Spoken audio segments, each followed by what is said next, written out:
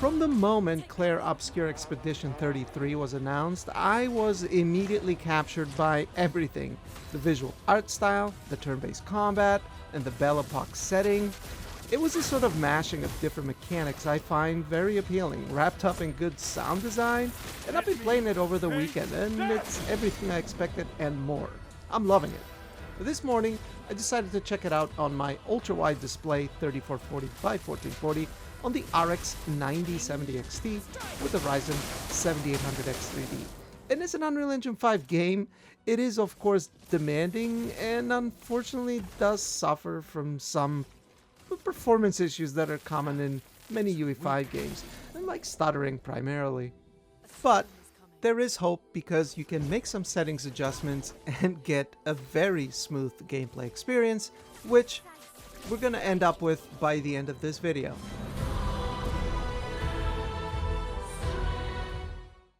On top of some of the UE5 stuttering issues that we're gonna go over, the game also doesn't have support for FSR, unfortunately, which is quite unusual for Unreal Engine 5. But here I try to go with a more 100% resolution, no upscaling target, try to take the graphics as high as I could.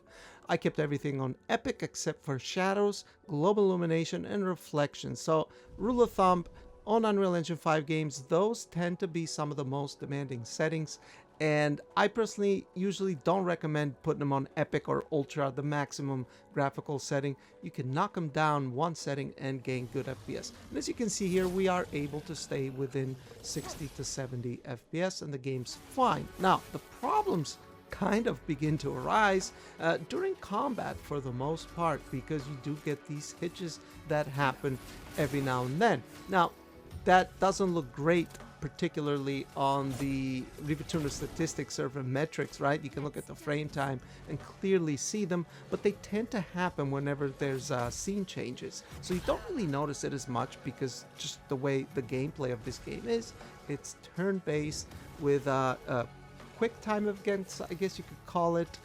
To me, it kind of reminds me in some ways of the Mario and Luigi game series on the Nintendo 3DS. There was a new one that just came out on the Nintendo Switch as well, by the way. And I'm kind of a big fan of those games. I do like the combat, and it is kind of similar to this, although you don't get the bottom prompts. You kind of have to do it. It's a bit more challenging in that way, but I think they've done it pretty well here. But I think this looks great. The 9070 XT is a very capable GPU. Now, personally, I think there's probably a better way to go about it, and you can get even more performance. So let's check it out. If I was to go the non-upscaling route, these are the settings I would go with. 3440 by 1440, 100% resolution scale with TSR, and the high graphical preset. Unreal Engine 5 high and epic preset look actually very similar. There is differences if you look at them side by side, but generally they look very similar, and the performance gains can be quite substantial. I mean, we went from around 60 FPS to 75. And in this map, it's a sort of underwater map with heavy volumetrics, but I also took a look at another map. And this one turned out to be maybe just a little bit more demanding. It's more open, heavy forest areas, and the high setting holds up pretty well.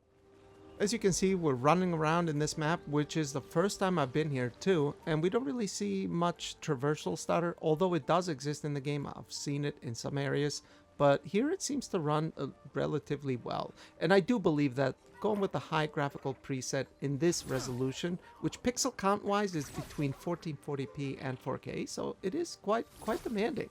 So yeah, the 9070 XT is doing extremely well here. But now, entering combat though, it's pretty much the same idea, right? In the beginning, there's always this like loading thing that happens where everything sort of slows down. And then once the fight begins, it's more or less the same thing. You do get those little hitches here and there, but I do think that it felt at least better than having some of the settings on Epic. For whatever reason, I didn't feel that it stuttered as much. But again, it's going to depend on the area, the amount of enemies sometimes that can play a role. My recommendation would be to just go with the high graphical preset because, again, it is important. I did not notice as many hitches as I did while having most of the settings on Epic, and you can clearly look at this footage too. The first battle I showed, there was a couple hitches, whereas with the high graphical preset, it definitely looks smoother frame time wise. Now, that's if you wanted to go all native resolution, which you can, but Unreal Engine 5 was kind of designed with upscaling in mind, and it responds well to it, especially if it's well implemented. And even though there is no FSR, you do have TSR and XeSS, and they both do a relatively decent job, although I do prefer XeSS better. Personally, I don't mind using upscaling, especially these days where they're really, really good, and especially in Unreal Engine 5, there's quite a bit of performance to be had by using it. So what I did here was I went with XeSS, Epic Graphical Preset. I tried to max out the visuals as much as I could while trying to stay within that 60 FPS envelope, and this is pretty much works with the 9070 XT. Is it going to be locked at 60 all the time? No, definitely not. There will be times where it might drop a little bit below, but for the most part it actually does pretty well. So this here is the final boss of this map, which I've actually played the game for a little bit. This is, I think, the third zone or fourth zone, yeah, you still get those hitches during the battles that I talked about, but they happen during spells. So because you're not like controlling your character all the time, just because of the type of combat and gameplay that it is. So again, it's not really that noticeable without having the frame rate counter showing you some of the hitches that happen. The game plays fairly well. It is very enjoyable. Hopefully they can fix some of these issues, because it being as fluid as it can be would obviously be better, but I think the game overall is fantastic. I'm loving my time with it. It's a very unique game. There isn't really anything else like it with this type of visuals and its setting, and especially the music. The soundtrack is absolutely fantastic. The spells themselves have quite a bit of weight behind them, so it feels good whenever you make those parries and dodges, and it's good. It's a very good game. I highly suggest checking it out. I think it's very well priced too, by the way, fairly priced, and it's on Game Pass. I'm actually personally playing the Game Pass version of the game. So basically that is XeSS Ultra Quality, which is 80% resolution scale, so it is pretty high, right? And the Epic Graphical Preset, not bad at all. What I tried to do here was to drop XeSS to 69% resolution scale, which would be the equivalent of FSR quality. So XeSS here has a Ultra Quality and Ultra Quality Plus. That's what we were at, Ultra Quality Plus, and now we've dropped it to Quality. So this is the equivalent of FSR and DLSS quality as far as resolution scaling goes, right? And now it becomes even smoother, right? We've now went up to the 70s and 80s of FPS, and there's less of that hitching. So again, Epic graphical settings at 100% resolution scale, we saw more hitching, and here, just dropping that resolution scale down, the frame time appears to be a lot smoother. So personally, this is how I played. Last night I played on my RTX 4090 for quite a while on my 4K OLED display with the Transformer model, DLSS quality, everything on Epic, and it was absolutely stunning. Game looked gorgeous. And this morning I was playing on the 9070 XT with these graphics right here. XeSS quality looks pretty good. You can kind of notice from 100% to XeSS quality, it does look maybe a tiny bit softer, you know, if you're playing for a while and then you switch.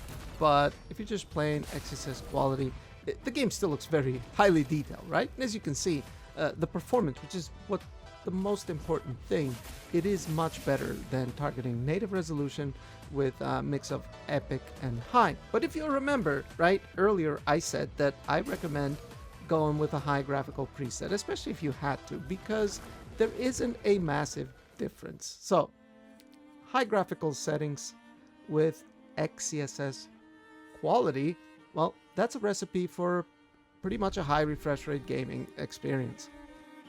And what you're looking at here, guys, is the overworld. So this is a really nice throwback to JRPGs where you went out into the open world, and here you can see there's all the zones that we have access to at the moment to go to. The red one is where we have to go for our mission, but I found that the overworld can be a tad bit more demanding than the areas that I've been to so far, and still we're able to stay at around 90 to 100 FPS.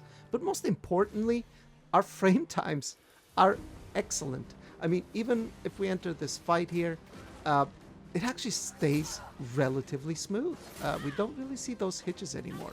So I do wonder why, with the epic, with a lot of settings set to epic and 100 resolution target, we do get noticeably more hitching.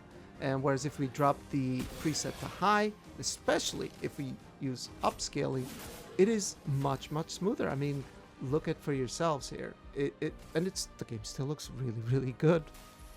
Now I'm hoping that devs can add in FSR 3.1 at some point, because I think I found and figured out a way to add OptiScaler to Game Pass games, and I might actually make a guide for it. I was going to do it for Elder Scrolls Oblivion Remake, because I did put OptiScaler in, but because I have the Game Pass version, the knuckleheads at Bethesda released an update just for the Game Pass version that broke upscaling. You cannot enable upscaling anymore until they fix it.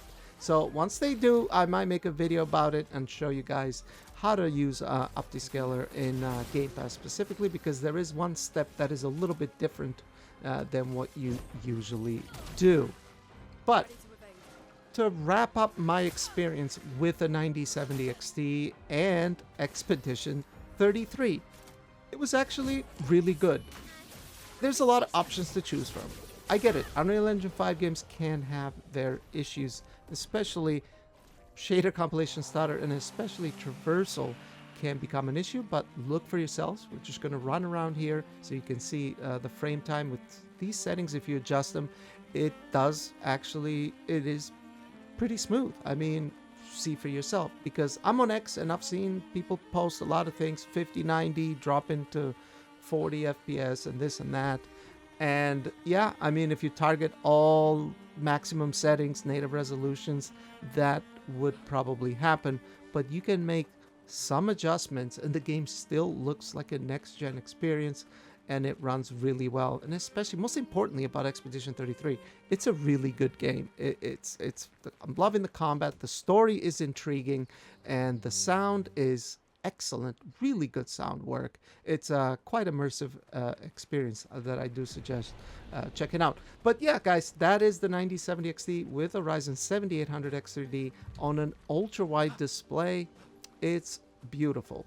And you guys leave your thoughts down below. Let me know what you think. If you played the game, let me know if you like it or not, and if you're looking to play it. And yeah, I hope the video was helpful in some way, just going over some of the settings and different upscaling options that we have. Look it for yourself. Frame times 1% lows are really good. Anyway, that'll be it. I'll see you guys on the next one. Thanks for watching. Bye-bye.